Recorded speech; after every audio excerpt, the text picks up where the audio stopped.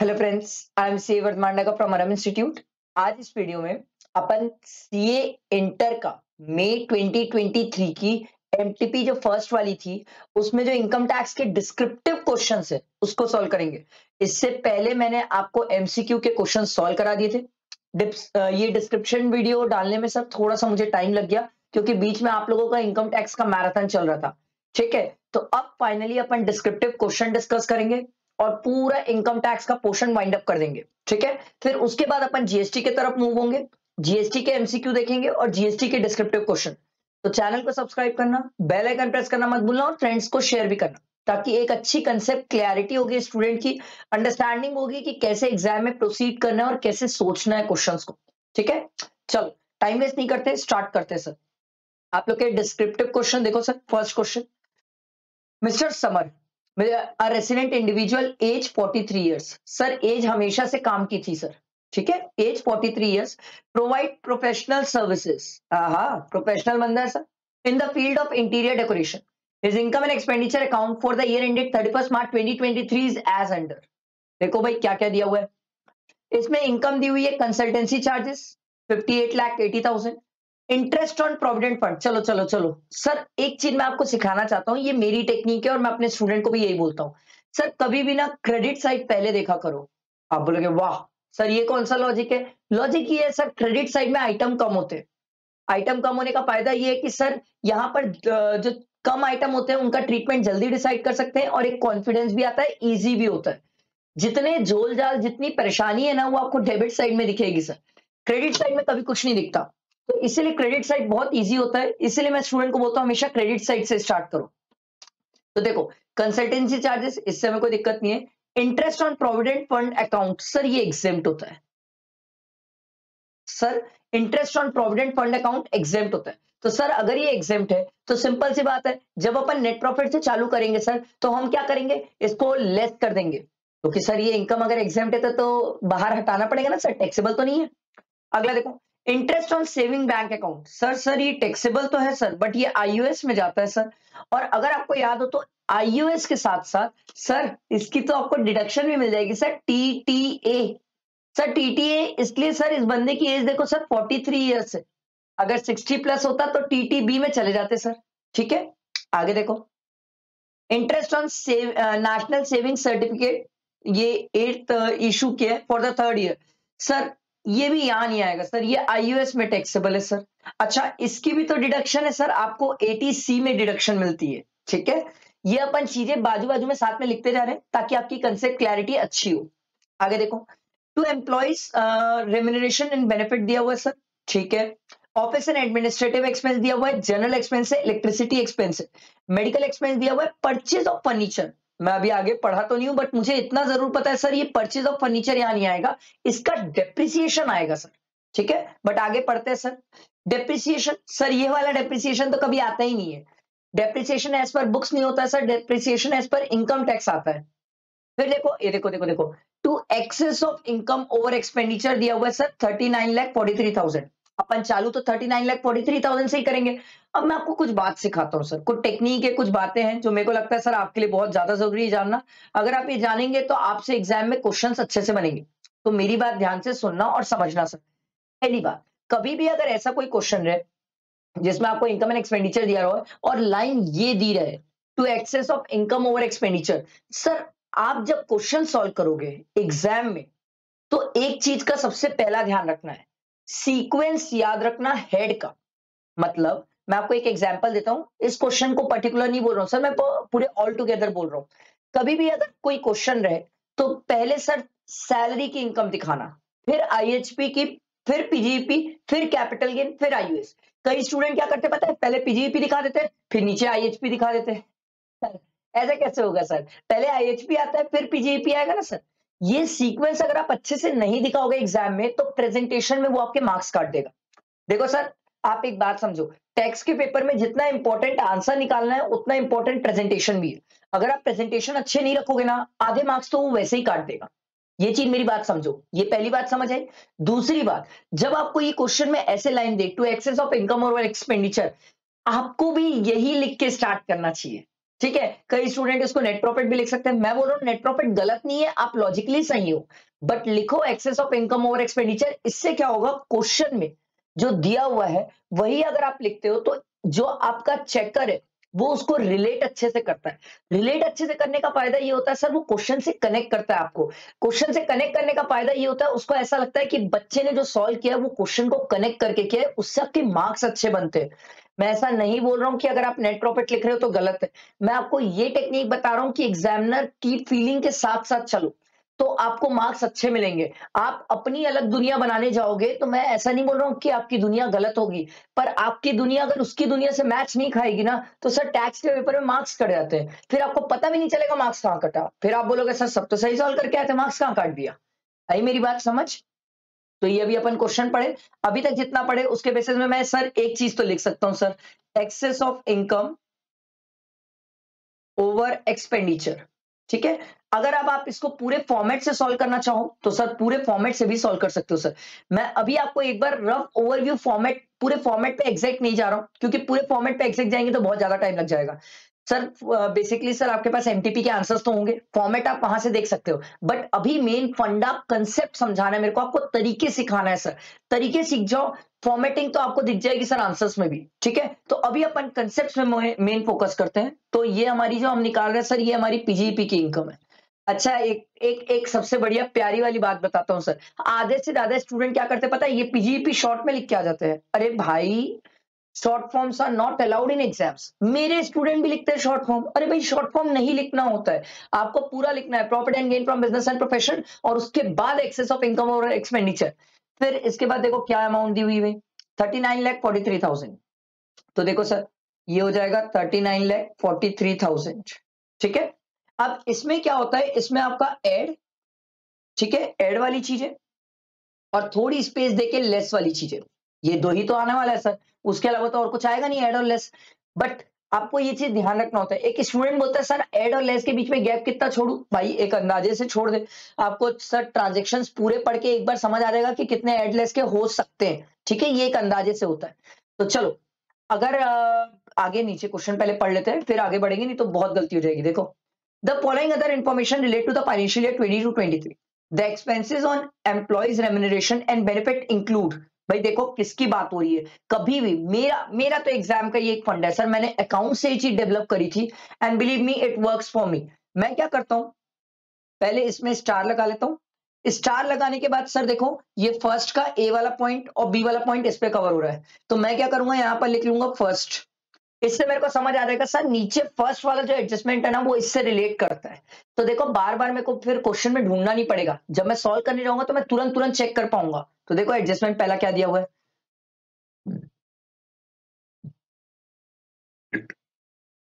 Sorry, expenses on employees remuneration and benefit include family planning expenditure of 20,000 incurred by the employees, incurred for the employees, which was revenue in nature. The same was paid through account pay check. Very good sir, ये हम पढ़ के आए section 36 में इसकी deduction मिलती है sir, पर एक खास बात है, पर इसकी डिडक्शन तब मिलती है जब वो कंपनी हो। ठीक है, और अगर आपने क्वेश्चन में नोटिस किया तो ये तो सर समर है, इंडिविजुअल है, तो सर इसकी आपको डिडक्शन तो नहीं मिलने वाली सेक्शन 36 में, आपको ये एक्सपेंडिचर नहीं मिलेगा सेक्शन 36 में। तो अपन क्या करेंगे सर, इसको ऐड कर लेंगे। ठीक है, तो ये चीज का ध्यान रखना। अब देखो यहां पर फैमिली प्लानिंग, ठीक है, ये जो एक्सपेंस है ये कितना है, कितना अमाउंट है 20,000, तो अपन क्या करेंगे, देखो 20,000 को ऐड कर लेंगे। ठीक है, आगे बढ़ते हैं, नेक्स्ट देखते हैं। देखो, पेमेंट ऑफ सैलरी ऑफ 25,000 पर मंथ, ठीक है, to sister in law of mister Samar who was in charge of the account and receivable department. However, in comparison to similar work profile, the reasonable salary at market rate is 20,000 per month. ओहो, अगर आपको याद हो तो हम पढ़ते थे sir पीजीईपी का सेक्शन 40A2, जहां पर हम बोलते थे एक्सेसिव और अनरीजनेबल पेमेंट किया जाए रिलेटिव्स को, तो वो डिसअलाउ हो जाता था। अब यहां पर जो ये सिस्टर इन लॉ है sir, sister in law relative में आती ही नहीं है। अगर ये आती ही नहीं है तो सर ये वाला जो है अमाउंट डिसअलाउ नहीं होगा। बेसिकली आप इसका कोई ट्रीटमेंट ऊपर नहीं करोगे, ये बात समझ आई? ये सर एग्जाम में ना ये चीज पचाना भी बहुत बड़ी बात होती है कि किसी चीज का कुछ नहीं करना है, ठीक है? तो ये मैंने आपको इसके पीछे का लॉजिक बताया। आओ आगे। Amount receive by mister Samar as employees contribution to employ provident fund for the month of Feb 2023 was 10,000 was deposited after the due date under the relevant act। ओहो हो सर ये तो बहुत बड़ी गड़बड़ हो गई इनसे कि सर ये after the due date sir deposit किए। हम पढ़ के आए हैं पता है, सेक्शन 36 पढ़ते थे हम। सेक्शन 36 में मैं आपको एक ट्रांजेक्शन सिखाता था, वहां पर मैंने ये बताया था आपको कि सर अगर एम्प्लॉयज का कंट्रीब्यूशन है, ध्यान से सुनना सर, मैंने आपको ये बात सिखाई थी कि एम्प्लॉय का अगर कंट्रीब्यूशन है और अगर एम्प्लॉय ने एम्प्लॉयर को दिया कि भाई सुन तू तो प्रोविडेंट फंड में जमा करने जा ही रहा है, ए ले मेरा पैसा भी रख, मेरे बदले भी जमा कर देना। एम्प्लॉय का जो पैसा है वो एम्प्लॉयर को उस रिस्पेक्टिव फंड की ड्यू डेट से पहले जमा करना पड़ता है। अगर वो उसे पहले जमा नहीं करता तो बेसिकली वो क्या होता है, उसकी इनकम ट्रीट की जाती है और उसे एज अ सेक्शन 36 में एक्सपेंस अलाउ नहीं होता। समझ आई मेरी बात? मैंने क्या सिखाया पहले, ये आपको प्रोविजन बताया इससे रिलेटेड। अब इसका ट्रीटमेंट समझो क्या होता है। ट्रीटमेंट ध्यान दो सर, ये 10,000 जो है ये क्या हो जाएगा सर, ये इनकम ट्रीट की जाएगी। ये क्या मान ली जाएगी आपकी इनकम, क्योंकि सर आपने ड्यू डेट तक पैसा जमा ही नहीं किया। तो आ जाओ सर अपन इसको ऐड कर लेते हैं। ये है सर एम्प्लॉयज प्रोविडेंट फंड में पैसा डालना चाहिए था। ये किसका पैसा था सर? एम्प्लॉय का पैसा था, ठीक है? तो हम इसको क्या कर लेंगे, 10,000 को ऐड कर लेंगे। आगे आओ, नेक्स्ट देखते हैं sir. Medical expense of 80,000 as appearing in the income and expenditure account was expense for the treatment of father of Mr. Samar. His father was 72 years old and was not covered by any health insurance policy. The said payment of 80,000 was made through account pay check. पहले तो ऊपर आओ sir, medical expense ढूंढो और यहां पर star करके तीसरा पॉइंट है सर, ये क्लियर है? अब बात ध्यान से सुनो सर, ये जो मेडिकल एक्सपेंस हमने किया है ये अपने पापा के लिए किया है। सर अगर हम इसको अपने पापा के लिए करते हैं तो बेसिकली ये सर पर्सनल नेचर का है, ये आपको अलाउ नहीं होगा। तो हम यहां पर मेडिकल एक्सपेंस को क्या करेंगे, ऐड कर लेंगे। मेडिकल एक्सपेंस ऐड कर लेंगे सर 80,000 पर अगर आपको याद हो तो हम 80D पढ़ के आते हैं सर, याद है 80D, जहां पर हम ये सीखते हैं कि पेरेंट्स के लिए अगर मेडिकल ट्रीटमेंट, उनकी एज 60 से प्लस सीनियर सिटीजन है, तो हमें कितने की डिडक्शन मिल जाती है सर, 50 की मिल जाती है। तो इसकी डिडक्शन अपन 80D में ले लेंगे सर 50,000 की। ये आप आगे के लिए याद रखेंगे, ठीक है? आगे बढ़ते हैं sir.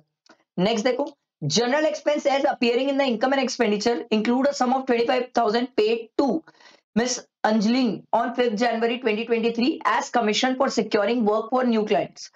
This payment was made to her without deduction of tax at source. TDS नहीं काटा सर, याद करो सेक्शन 40 पढ़ते सर, डिसअलाउंसेस, जहां पर हमने ये बोला था सर कि आप किसी भी रेसिडेंट को, अगर आप किसी भी रेसिडेंट को पे करते हो तो आपको टीडीएस काटना जरूरी है। अगर आप टीडीएस नहीं काटते हो तो 30% ऑफ द एक्सपेंस डिसअलाउ हो जाता है। तो इसने कितना पेमेंट किया है, 25,000। अब ये किस में इंक्लूडेड है, और जनरल एक्सपेंस में।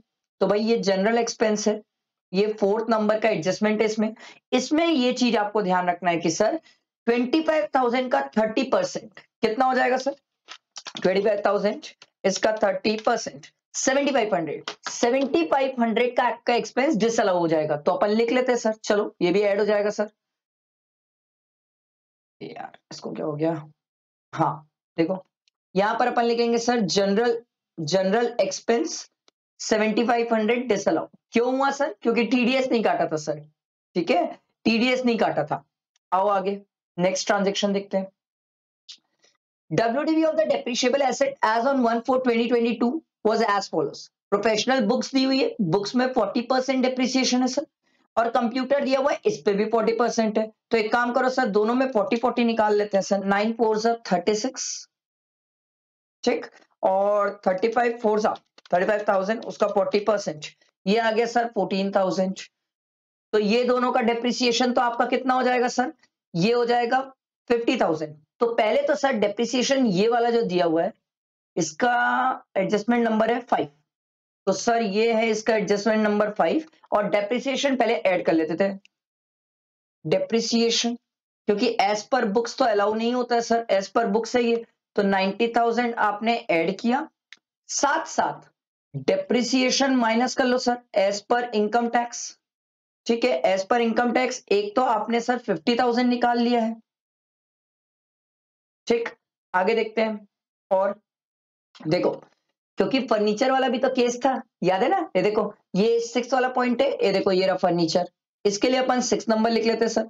फर्नीचर पहले तो ऐड कर लो सर, परचेज ऑफ फर्नीचर आता नहीं है क्योंकि कैपिटल नेचर का खर्चा है सर। परचेज ऑफ फर्नीचर 48,000, पर सर इस पे डेप्रिसिएशन है ना सर, इसीलिए मैंने 50,000 अंदर लिखा था सर। चलो आओ फर्नीचर से रिलेटेड क्या दिया हुआ देखते हैं sir. The new furniture as appearing in the income and expenditure account where was purchased on 31st August 2022 and was put to use on the same day. Okay. The payment was made as under 18,000 in cash. Oh, sir section 43 subsection 1 बोलता है कि 10,000 से ज्यादा आप cash payment नहीं कर सकते sir assets के लिए। तो 18,000 फर्नीचर की कॉस्ट में नहीं होगा सर। अगला देखो, 19,000 पेड बाय अकाउंट पे चेक, हाँ ये चलेगा ना सर। 19,000 ऐसे फर्नीचर की कॉस्ट मानी जाएगी and 11,000 paid in cash on 31st August 2022 to the transporter as freight charges. Section 43 subsection 1 में जब हम कंप्यूट करते हैं एसेट की कॉस्ट, तब सर हम फ्रेट चार्जेस को भी इंक्लूड करते हैं, पर वो भी कैश में नहीं होना चाहिए ना सर, ये तो कैश है, भूल जाओ सर, ये भी भूल जाओ। तो फर्नीचर की कॉस्ट में सिर्फ 19,000 आएगा और फर्नीचर में डेप्रिसिएशन है 10%, तो 19,000 का 10% कितना हो जाएगा 1900। क्लियर हुआ, ये मैंने फर्नीचर का ले लिया। ठीक है, आगे देखो, Mr. Samar purchased a car on 2nd April 2021 for 3,35,000 for personal use. However, on 3rd April 30th April 2022 he bought the said car for use in his profession. अब वो प्रोफेशन के लिए लेके आ गया। सर हम सीख क्या है, जब भी हम कार को पहले पर्सनल यूज से बिजनेस यूज में लेके आते हैं तो जो उसकी वैल्यू रहती है उसी पे हम डेप्रिसिएशन क्लेम करते हैं, वो भी 15%। ये तो आपके इंस्टीट्यूट मैट का एक एडजस्टमेंट है, आपकी बुक में भी दिया हुआ है ये एडजस्टमेंट, और उसी को इन्होंने क्वेश्चन में डाल दिया। फेयर मार्केट वैल्यू से हमें कोई मतलब नहीं होता, तो 3,35,000 का 15%, 3,35,000 का 15%, ये आ रहा है सर 5, एक मिनट कहाँ गया, हाँ ये आ रहा है सर देखो 50,250।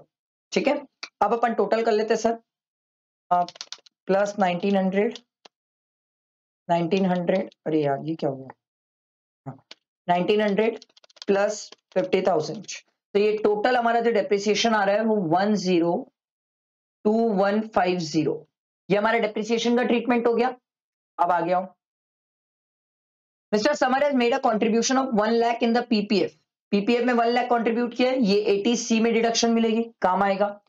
Gross professional receipt of mister summer for the previous year 21-22 was 52 lakh, ये सामने से आपको बता रहा है कि भैया इसका ग्रॉस रिसिप्ट जो है 50 लाख से एक्सीड कर रहा है, एक्सीड कर रहा है ना, तो आप 44ADA अप्लाई करके मत आना, ये सामने से आपको बता रहा है, नहीं बताता तो स्टूडेंट अप्लाई करके चेक करते सर, तो 44ADA अप्लाई मत करना। ठीक है, फिर बोले कंप्यूट द टोटल इनकम और टैक्स लायबिलिटी निकालने बोला है, तो चलो सर टोटल इनकम और टैक्स लायबिलिटी निकालना है, पर इससे पहले अपन सर ये जो क्रेडिट साइड है सर, क्रेडिट साइड के आइटम का भी तो एडजस्टमेंट्स कर ले।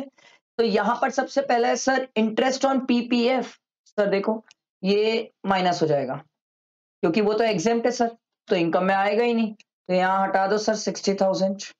ठीक, अगला है इंटरेस्ट ऑन सेविंग, सेविंग भी तो था, कितना था सर इंटरेस्ट ऑन सेविंग 20,000, ये यहां नहीं आएगा सर, आईयूएस में टैक्सेबल है, तो यहां से हटा दो सर। फिर अगला है इंटरेस्ट ऑन एनएससी, कितना है सर इंटरेस्ट ऑन एनएससी 21,000, इसको यहां से हटा दो सर।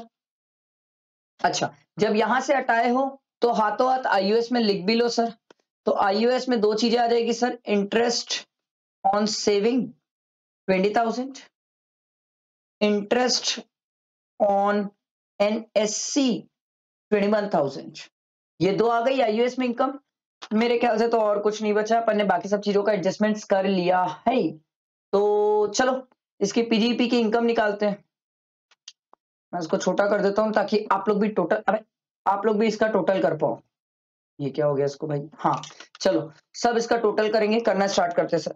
39,43,000 इसमें से ऐड कर लो सर, 20,000 ऐड करो, 10,000 और ऐड करो, प्लस 80,000 प्लस 7,500 प्लस 90,000 प्लस 48,000, तो ये आ जाएगा सर 41,985,00।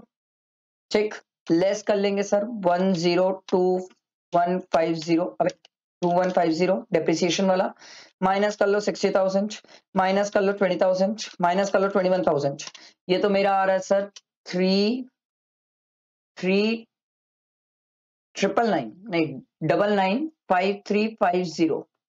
ठीक है, ये हो गया आपका पीजीपी की इनकम का ट्रीटमेंट। ये पीजीपी की इनकम, फिर आईयूएस की इनकम कितनी है सर 41,000, ये दो को करने के बाद तो ये ऐड कर लो 41,000, तो ये आ रहा है सर 40,36,350, ये आपकी ग्रॉस टोटल इनकम आ गई।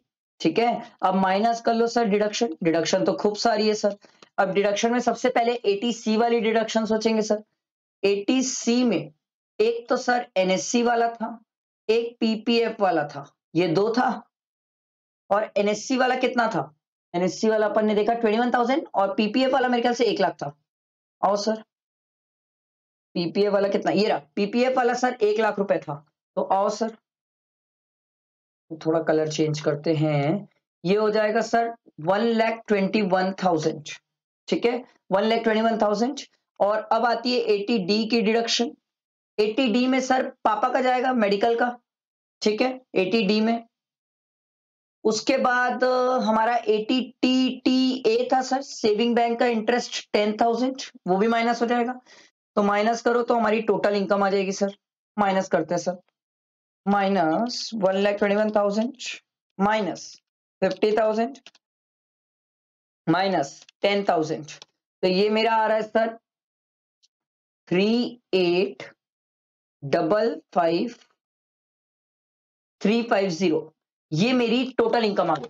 समझ आया? अब अपन इसमें टैक्स लायबिलिटी निकालेंगे। हमें क्वेश्चन में बोला है ना सर टैक्स लायबिलिटी भी निकालने हैं। ये देखो क्वेश्चन में बोला ना भाई कि टैक्स लायबिलिटी भी निकालना है, तो आओ टैक्स लायबिलिटी निकाल लेते हैं। सर देखो टैक्स लायबिलिटी जब आप निकालोगे तो ये तो बचपन वाली कहानी है सर, कि पहले 10 लाख में फिक्स है टैक्स। ठीक है, उसके बाद बचे बैलेंस में 30% लगता है, तो प्लस 10 लाख का 112500 प्लस 4%, मेरा तो सब करने के बाद 100,7,869.2 है। इसको आप राउंड फिगर कर लोगे इनकम टैक्स में, तो राउंड फिगर 10 रुपीज हो जाएगा, तो 100,7,870 आ जाएगा। बट सर ये हमारी टैक्स लायबिलिटी आ गई। समझ आया? मैंने सिंपल निकाला है। टैक्स लायबिलिटी बहुत इजी होती है सर, आराम से कोई भी निकाल सकता है कि पहले 10 लाख तक फिक्स है, बचे में 30% है, फिर आप 10 लाख वाला ऐड कर लो प्लस 4% एजुकेशन सेस कर लो, ये आपका टैक्स आ जाएगा। समझ आया? ये 14 मार्क्स वाला अपन ने पूरा कंप्लीट किया क्वेश्चन। अब आगे मूव करते हैं। आओ सर नेक्स्ट क्वेश्चन, अब फिर बड़ा करना पड़ेगा। हाँ ठीक है, आ जाओ। अब अपन क्वेश्चन नंबर 2 देखते हैं सर, आगे क्या क्वेश्चन बोला ध्यान दो। Determine the residential status of Mrs Rose and compute her gross total income chargeable to tax for the assessment year 23-24 from the following information gathered from her documents। देखो sir क्या क्या बातें दी हुई है। Mrs. Rose is an Australian, got married to Mr. Ram of India in Australia, ठीक है, on 2nd January 2022 and came to India for the first time on 18 January 2022। Sir हमें जो प्रीवियस ईयर देखना है वो प्रीवियस ईयर 22-23 देखना है, ये मत भूल जाना, क्योंकि ये जब आई है तो ये 21-22 है ना, ये 21-22 का बोला है। She left Australia on 15/9/2022। तो सर एक मिनट ध्यान दो, 1/4/2022 से लेके 15/9/2022 तक ये इंडिया में थी। ठीक है, और आगे पढ़ते हैं। She return to India again on 23 March को ये इंडिया वापस आई। तो सर 23 मार्च से लेके 31 मार्च तक भी ये इंडिया में ही थी, ये दोनों टाइम पीरियड इंडिया में थी। एक काम करते हैं इसके डेज काउंट कर लेते हैं सर, डेज देखते हैं कितने कितने दिन हो रहे हैं। देखो 1 अप्रैल से लेके 15 सितंबर तक, तो अप्रैल के हुए 30, मई 31, जून 30, जुलाई 31, अगस्त 31, सितंबर के 9 दिन। तो ये हो गया सर, ये मेरा सितंबर के 9 क्यों भाई, सितंबर के तो 15 दिन है ना, प्लस 15 दिन, तो ये आ रहा है सर 168 डेज, ठीक है। प्लस यहां भी तो थी सर, तो यहां पर 23 मार्च से लेके 31 मार्च तक थी, तो ये हो गया 8 और 1 9 दिन, ये 9 दिन और थी सर, तो इसमें प्लस 9 डेज और कर लो, तो ये आ रहा है सर 177 डेज। ओहो, अगर ये 177 डेज है तो बच गए, क्योंकि सर 177 डेज है तो ये 182 से कम है, तो 182 से कम है तो पहली कंडीशन तो सेटिस्फाई नहीं कर रही, बेसिक कंडीशन। बट एक और कंडीशन है 60 plus 365 preceding for previous year. भाई देखो एक बात समझो, ये बंदी है, इसकी शादी हुई है सर 2 जनवरी 2022 में, इससे पहले ये इंडिया आई नहीं है, क्योंकि इसके बारे में ऐसा कुछ दिया नहीं है। आगे भी पढ़ लेते हैं, आगे पढ़ लेते हैं, कहीं पता चला पहले का कुछ दिया हो तो। देखो, on 1st April 2022 she had purchased a flat in Delhi which was let out to Mr. Sahil on a rent of 25,000 per month from 1st May। तो सर ये जो रेंटल इनकम हुई है 11 महीने की हुई है, ये बात ध्यान रखना। She had taken a loan from the Indian bank for the purchase of this flat, on which the bank has charged an interest of 1,85,500। तो ये इंटरेस्ट तो मिल जाएगा, कोई दिक्कत ही नहीं है। While in India during the previous year 22-23, she has received a gold chain from her in-laws worth 1,50,000। Sir in-laws मतलब husband के पेरेंट से गिफ्ट मिला है, तो हस्बैंड के पेरेंट रिलेटिव में आते हैं, और अगर रिलेटिव में आते हैं तो सर ये टैक्सेबल नहीं होगा यूएस में। तो सर देखो, इसके पहले के 4 साल का दिन कुछ भी नहीं बताया, 21-22 में ये कुछ दिन इंडिया में थी, तो देख लेते कितने दिन थी। फरवरी में 18 तारीख को आई है, 18 फैब को आई है, तो फैब के हो गए 11 डेज, ठीक है, प्लस मार्च के हो गए 31, तो ये हो गया सर 42 डेज। सर पहले के 4 साल में से सिर्फ ये 42 डेज थी, तो सर देखो करंट ईयर में 177 और पीछे के 4 साल में 42 डेज, तो ये बंदी तो हो गई नॉन रेसिडेंट। ये क्लियर हुआ। अब एक बार ये नॉन रेसिडेंट डिक्लेयर हो गई, अब इसका टैक्स लायबिलिटी भी तो निकालना है ना सर। नॉन रेसिडेंट के बेसिस में सोचना पड़ेगा, दिल्ली का फ्लैट है, दिल्ली का फ्लैट है और उसको रेंट पे दिए, तो जो इनकम जनरेट हुई है वो कहां हुई है, इंडिया में हुई है, तो ये टैक्सेबल है सर। चलो निकालते हैं सर, 25,000 इंटू 11 कितना आ जाएगा सर, 25,000 इंटू 11 ये आ रहा है सर 2,75,000, ठीक, माइनस कर लो इसमें सर 30%। अब आप बोलोगे 30% क्या है सर, स्टैंडर्ड डिडक्शन, आईएचपी भूल गए हो क्या? अच्छा, म्युनिसिपल टैक्स के बारे में कुछ दिया नहीं है तो दिमाग लगाने की जरूरत नहीं है, इसका 30% ये आ रहा है सर 82,500। बंदी ने इंटरेस्ट भी तो पे किया है सर। सर इंटरेस्ट कितना पे किया था यार, इंटरेस्ट पे किया था 185,500। चलो इंटरेस्ट भी माइनस करेंगे, 185,500, तो इंटरेस्ट माइनस कर लो, माइनस किया 185,500, तो ये इसकी सर आईएचपी की इनकम आ गई 7,000। अच्छा, आईयूएस में तो है नहीं सर, इन लॉस से मिला है, तो मैंने आपको बताया सर वो रिलेटिव की डेफिनेशन में कवर है, तो इसकी इनकम कितनी हो जाएगी, सिर्फ 7,000। हमें क्वेश्चन में क्या बोला था सर, उसकी रेसिडेंशियल स्टेटस बताना और ग्रॉस टोटल इनकम, तो रेसिडेंशियल स्टेटस हो गया नॉन रेसिडेंट और ग्रॉस टोटल इनकम हो गई उसकी 7,000। समझ आया, एकदम सिंपल और कुछ नहीं है, ठीक है। आगे देखते हैं, नेक्स्ट क्वेश्चन देखो, state in brief the applicability of the provision of TDS, the rate and the amount. Rate भी बताओ, अमाउंट भी बताओ। In the following cases for the financial year 22-23 under the Income Tax Act 1961, assuming that all the payments are made to resident। ओहो, सामने से बता दिया sir, payment resident को किया जा रहा है। Mr. Amar has paid 6 lakh on 15/10/2022 to Fresh Cold Storage Private Limited for the preservation of fruits and vegetable।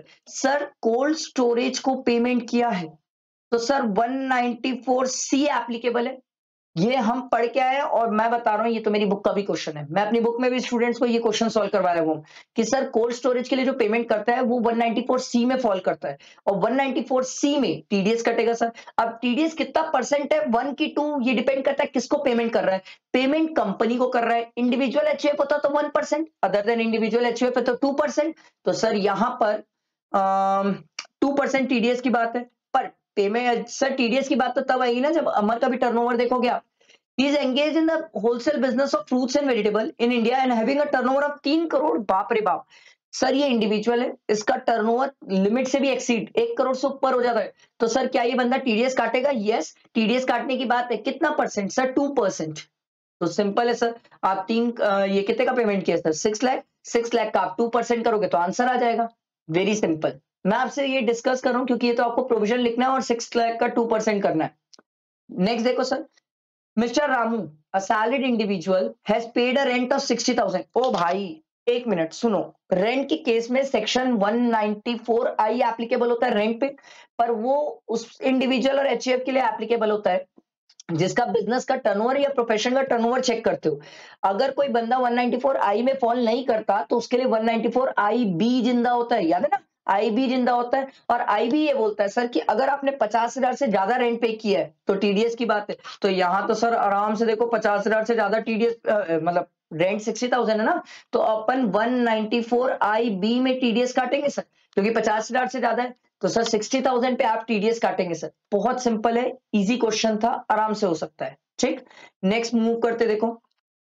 Examine the following transaction with reference to the applicability of the provision of tax collected at source. भैया TCS की बातें हैं, ठीक है, ध्यान दियो। And the rate and the amount, rate और amount पूछ रहा है। Mister Kalpit bought an overseas tour program package for Singapore. भाई ओवरसीज प्रोग्राम पैकेज ये हम पढ़ के आए हैं सर, ये होता है सर टीसीएस में 206C ये होता है सर। अब आपको इतना ना भी याद हो तो हम ये पढ़ के आते सर, मैं क्लासेस में जब पढ़ाता था तब भी स्टूडेंट को बोलता था सालो अब इंडिया से बाहर घूमने जाओ, अब इंडिया से बाहर घूमने जाओगे तो सरकार टीसीएस बोलती है सर, और टीसीएस कितना परसेंट है सर? 5%। वेरी सिंपल सर, तो यहाँ पर तो 5 लाख का 5% आप टीसीएस काट दोगे सर। ठीक है, आगे देखो। Mister Anuj doing business of textile as a proprietor, his turnover in the business is 11 crore. ओहो, ठीक है। In the previous year he received payment against the sale of textile goods. Sir ये सेलर है, ठीक है, textile goods from a Ram buyer है, ठीक है, और 75 lakh against the sale made to him in the previous year 22-23। Mister Ram's turnover, ओहो देखो भाई, बायर का टर्नओवर 10 करोड़ से नीचे है तो टीडीएस तो एप्लीकेबल होगा भी नहीं। सेलर का टर्नओवर 11 करोड़ है, 10 करोड़ से ज्यादा है तो टीसीएस एप्लीकेबल हो जाएगा। टीसीएस कितना परसेंट है सर? 0.1% एप्लीकेबल हो जाएगा on the sale of goods, और ये सर 50 लाख से एक्सीड में, जितना 50 लाख से एक्सीड कर रहा है उस पे 0.1%, तो यहां पर 75 लाख है तो 25 लाख का 0.1%। समझ आया? ये टीसीएस का इंप्लीकेशन है, ये लेटेस्ट अमेंडमेंट में से पूछ लिया सर, ठीक है, बहुत अच्छा प्रैक्टिस करवाया आपसे टीडीएस टीसीएस का। आओ नेक्स्ट आगे मूव करते हैं, नेक्स्ट वाला देखो, क्वेश्चन नंबर 3 देखो, ध्यान दो। Shiva purchase a house property on 15 Feb 1979 for 3,24,000. In addition, he has also paid a stamp duty value at the rate of 10% on the stamp duty value of 3,50,000. तो sir अपन को 2001 की fair market value चाहिए और stamp duty value चाहिए। नीचे question में ढूंढेंगे sir अपन 2001 का, वो हमारे काम का है। इन अप्रैल 2008 Mr. Shiva entered into an agreement with Mr. Mohan for the sale of such property for 14,35,000 and received an amount of 1,11,000 as advance. ठीक है। However, the sale consideration did not materialize and Mr. Shiva forfeited the advance. Oh my God!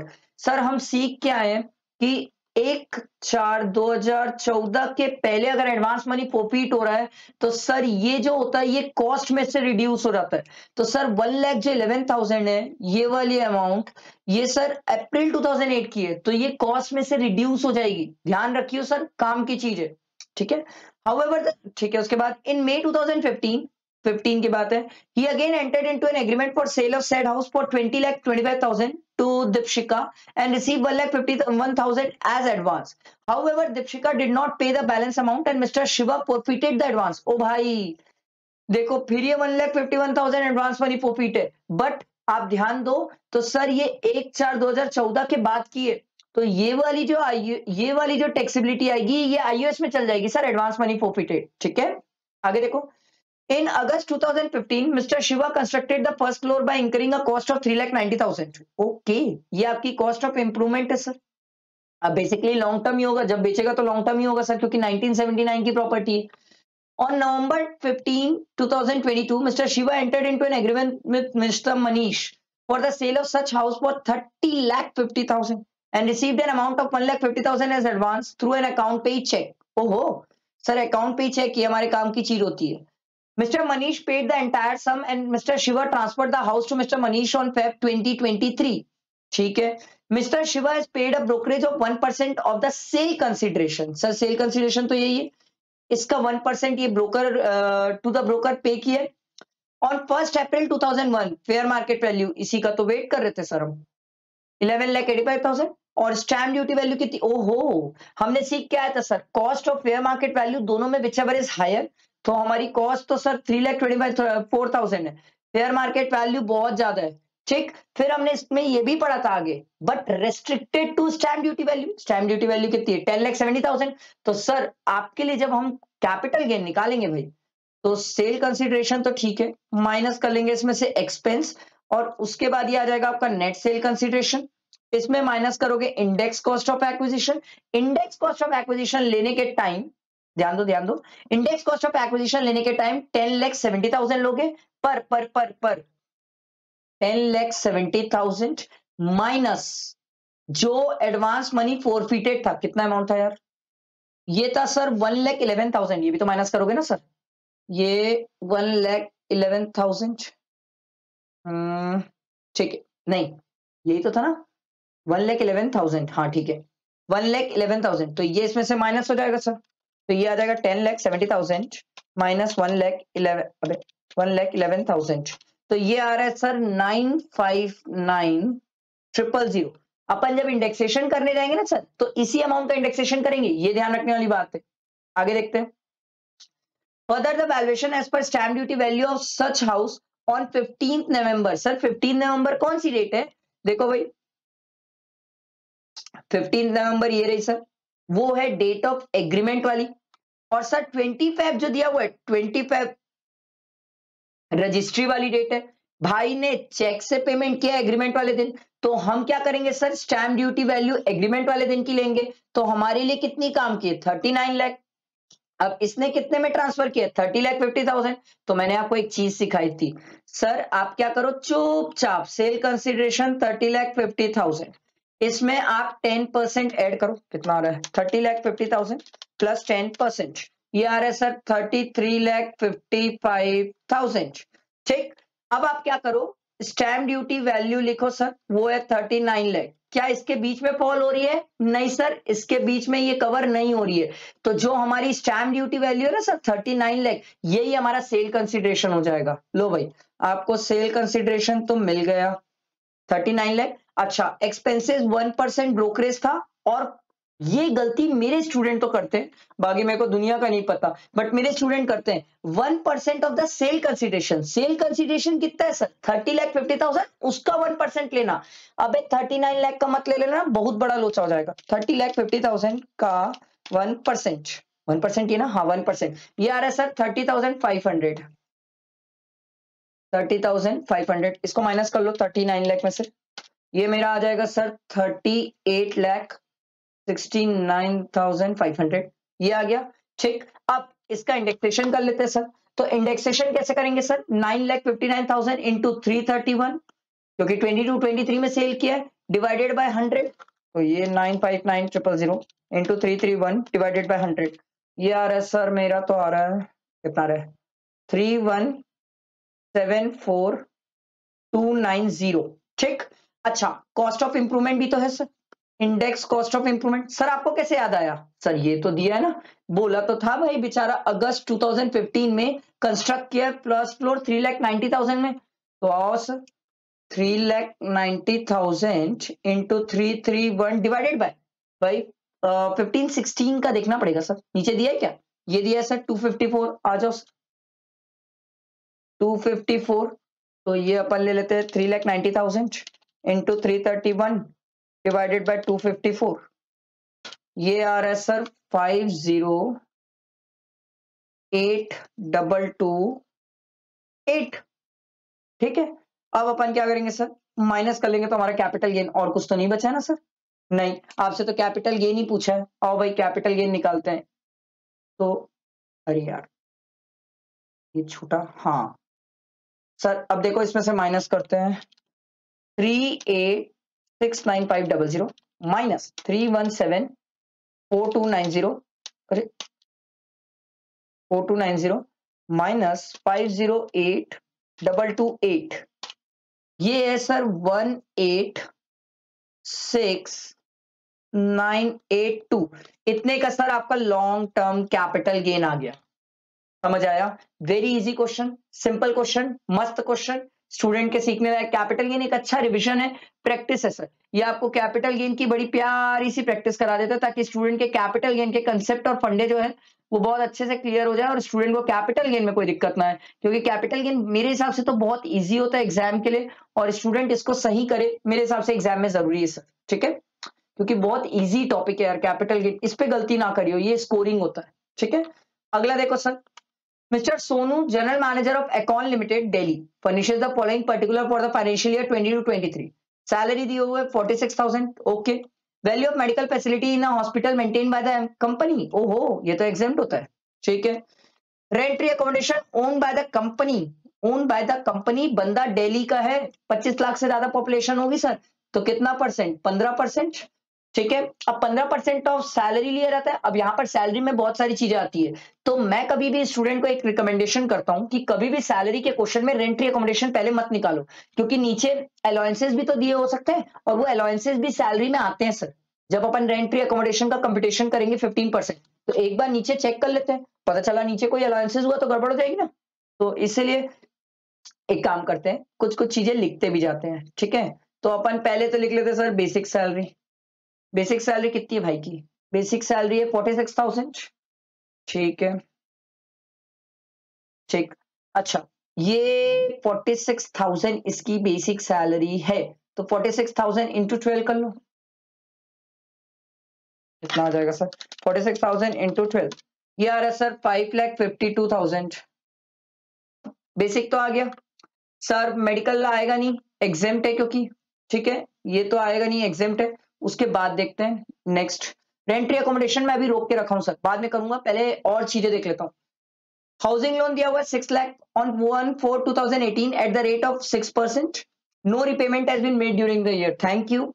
The rate of interest charge by the SBI कितना दिया हुआ sir? 10%, तो 10 minus 6 4%, तो 6 लाख का 4%, 6 लाख का 4% 24,000। आओ सर यहां लिख लेते हैं कंसेशनल लोन। ठीक है, ये 24,000 इंटरेस्ट उसका। ठीक, मैं शॉर्ट में लिख रहा हूं, आप ऐसे मत करना सर, आप एग्जाम में पूरा करना। अभी अपन प्रैक्टिस कर रहे हैं, कंसेप्ट समझ रहे हैं। ठीक है, फिर आगे बढ़ते आओ। नेक्स्ट ट्रांजेक्शन देखो क्या बोल रहा है, गिफ्ट दिया है सर, और वेडिंग एनिवर्सरी में सर 4,750, 5,000 से कम है, बच गए। 5,000 से ऊपर होता तो टैक्सेबल हो जाता। उसके बाद अगला देखो, a 4-seater dining table was provided to Mr. Sonu at his residence. This was purchased by the company, okay, on 1/5/2019 for 60,000 and sold to Mr. Sonu on 1/8/2022 for 30,000. Dining table है, dining table sir computer electronic में आएगा नहीं, motor car में आएगा नहीं, तो other में आएगा। तो अदर में 10% डेप्रिसिएशन लगता है सर, 10% डेप्रिसिएशन एसएलएम लगता है, और एसएलएम भी कैसे लगता है? कंप्लीटेड ईयर ऑफ यूजेज में लगता है। तो सर 1/5/2019 से लेके एक मिनट, इसमें तो निकालना पड़ेगा सर, ये आपको कंप्यूट करना पड़ेगा। देखो 60,000, ठीक है, फिर आप 1920 का डेप्रिसिएशन लगाओगे कंप्लीटेड ईयर का 10%, 6,000 एसएलएम लग जाएगा। ठीक है, फिर 1920 का तो हो गया, फिर 2021 ये भी 6,000 लग जाएगा। 21 22, आओ भाई 22 में इसकी डेट देखे सर, 1/5 से लेके 1/8 है, तो 3 कंप्लीटेड ईयर हो गए सर, तो 3 कंप्लीटेड ईयर मतलब यहां पर भी 6,000 माइनस हो जाएगा, तो इसकी वैल्यू कितनी बच जाएगी? 42,000। अब करंट ईयर में ध्यान दो सर, इसने ट्रांसफर किया 30,000 में, बट करंट ईयर में सोनू को ट्रांसफर कब हुआ है? 1/8 को, तो सोनू ने अप्रैल मई जून जुलाई 4 महीना यूज किया है, और यूज पे भी लगता है सर। तो हमने सीख के आया था सर, यूज के केस में 60,000 इंटू 10% इंटू 4 डिवाइडेड बाय 12 करना पड़ेगा सर।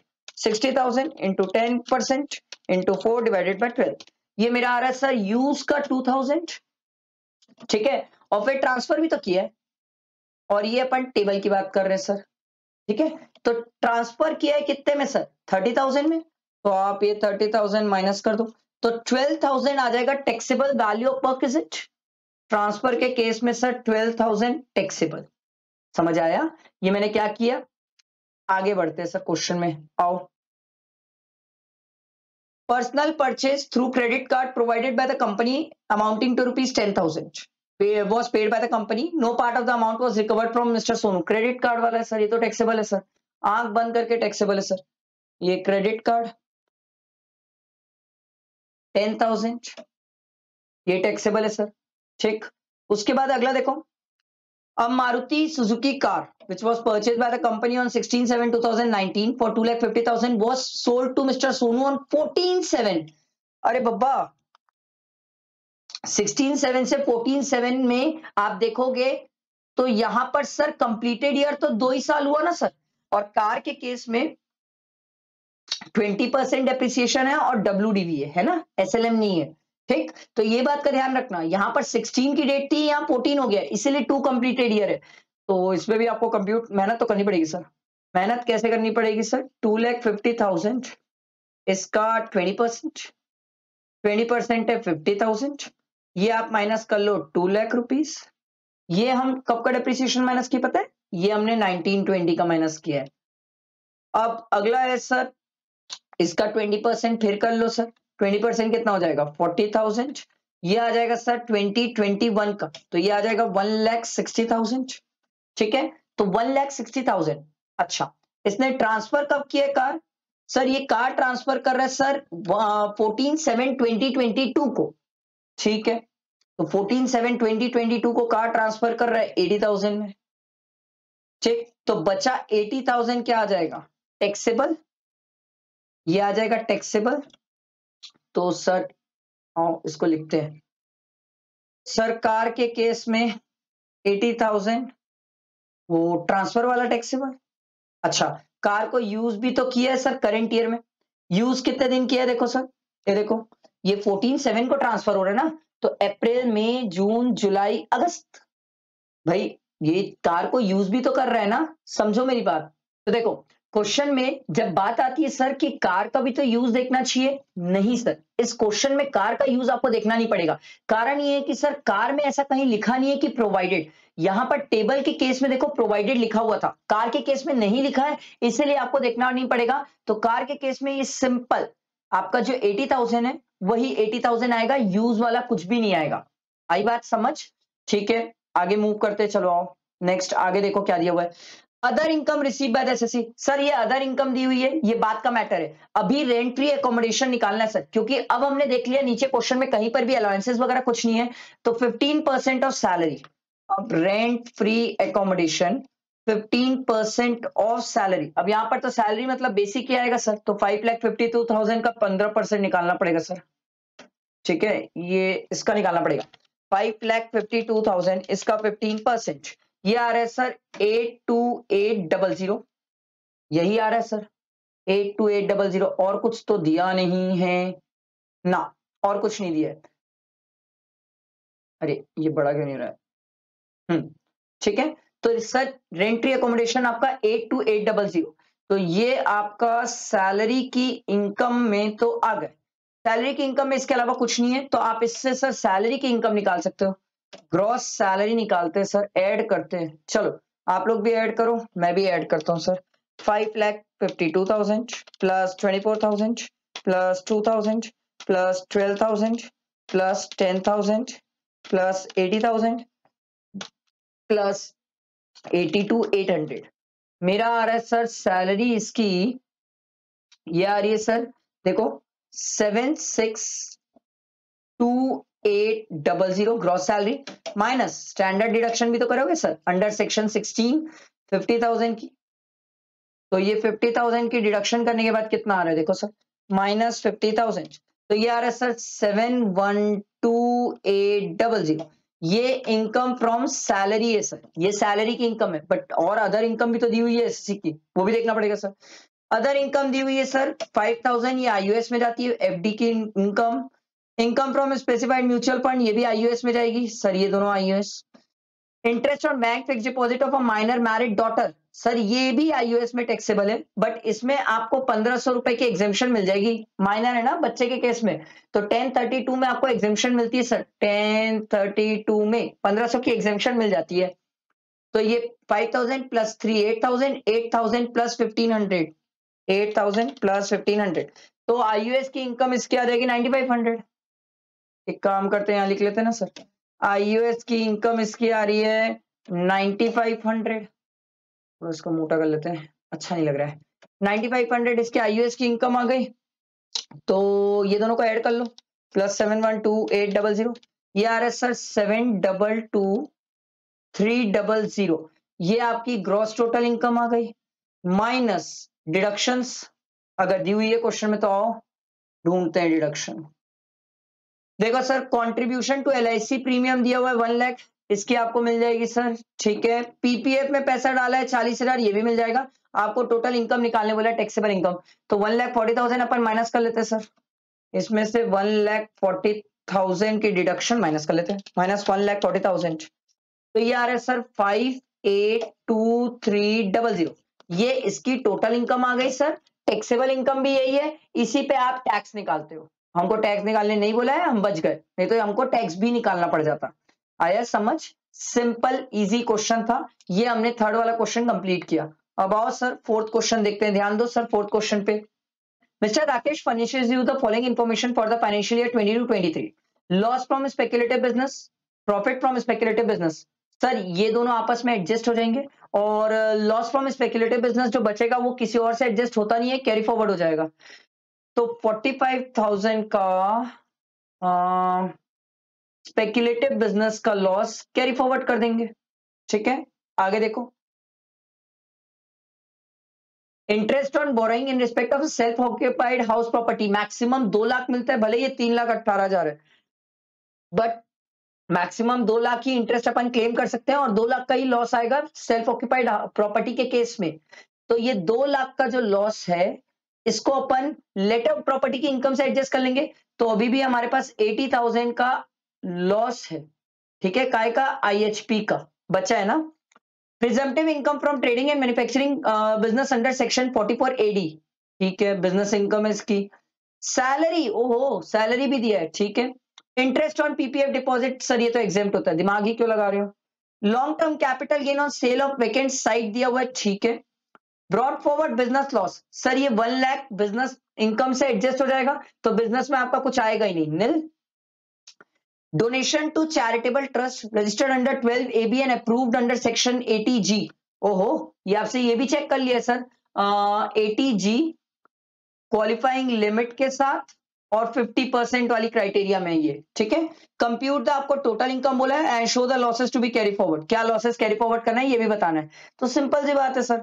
अब देखो हमारे पास अगर एडजस्टमेंट करने के लिए देखोगे तो आईएचपी का लॉस 80,000 का है, ये आईएचपी का लॉस, स्टूडेंट यहां पर गलती करते हैं, वो आईएचपी का लॉस जाके सैलरी से एडजस्ट कर, अरे भाई जब तेरे पास कैपिटल गेन बचा हुआ है तो इस कैपिटल गेन से एडजस्ट करना। आप बोलोगे सर वाह क्यों, अरे भैया कैपिटल गेन में टैक्स 20% से लगता है फ्लैट, तो ज्यादा बेटर है ना, उससे एडजस्ट करो।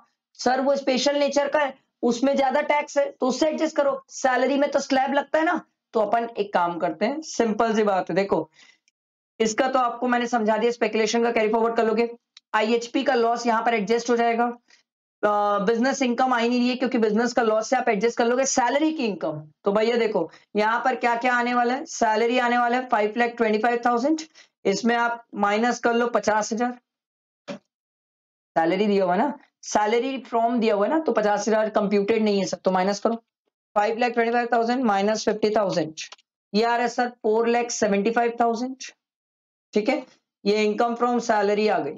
अच्छा सैलरी के बाद आईएचपी का लॉस है, वो तो हम यहां पर एडजस्ट कर लेंगे सर, तो ठीक है। उसके बाद पीजीपी में तो कोई कैप, पीजीपी में कोई इनकम ही नहीं है सर, क्योंकि हमने 1 लाख को एडजस्ट कर लिया, देखो ये इसको एडजस्ट कर लिया ना सर, 1 लाख को इससे एडजस्ट कर लिया, ये खत्म हो गया सर। पीजीपी का कुछ नहीं आएगा और ये स्पेकुलेशन बिजनेस का 45,000 कैरी फॉरवर्ड होगा, ठीक है।